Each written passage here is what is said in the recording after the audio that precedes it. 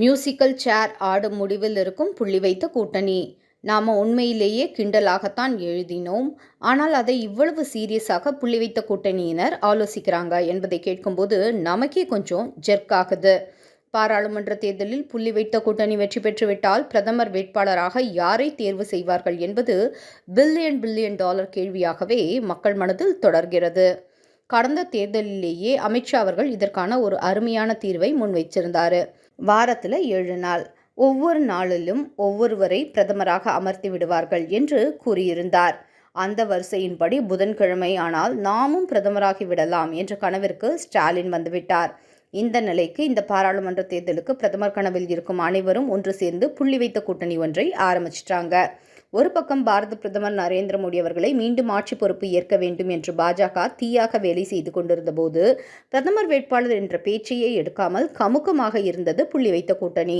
இப்போது ANI செய்தி நிறுவனத்தின் தகவலின்படி பார்த்தால் 1 ஆண்டுக்கு ஒருவரை பிரதமராக தேர்வு செய்யலாமா என்று அந்த கூட்டணி கட்சி யோசித்து கொண்டிருப்பதாக காத்து வாக்குல செய்தி வருது. அடப்பாவிகளா, பிரதமர் பதவிக்கும் மியூசிக்கல் சேர் கேம் எல்லாம் ஆடுவீங்க போல இருக்கே. சரி, அதெல்லாம் இருக்கட்டும்.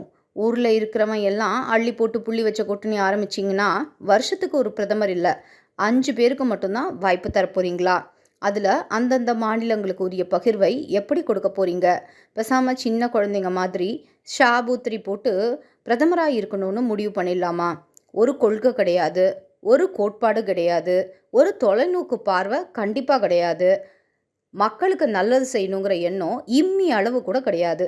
ஆனாலும் பெயரளவுக்கு ஒரு கூட்டணி மட்டும் ஜோராக இருக்குது. இவங்க தான் இன்னும் ஒன்று சேர்ந்து இந்தியாவை வேற காப்பாற்ற போகிறாங்களாம். இவங்களையே ஒன்றா இருக்க காப்பாற்றிக்க முடியல, இதில் இந்தியாவை எங்கே காப்பாற்றுறது? பாஜக மட்டும்தான் இப்போது ஒரு தெளிவான அரசியல் கட்சியாக இருக்குது. தன்னுடைய கொள்கைகளையும் தொலைநோக்கு திட்டங்களையும் தெள்ள தெளிவாக மக்கள் முன் எடுத்துரைத்து பாரத பிரதமர் நரேந்திர மோடி அவர்கள் மீண்டும் ஆட்சி பொறுப்பேற்க வேண்டும் என்ற முழக்கத்தோடு செயல்படுவது பாஜக மட்டும்தான்.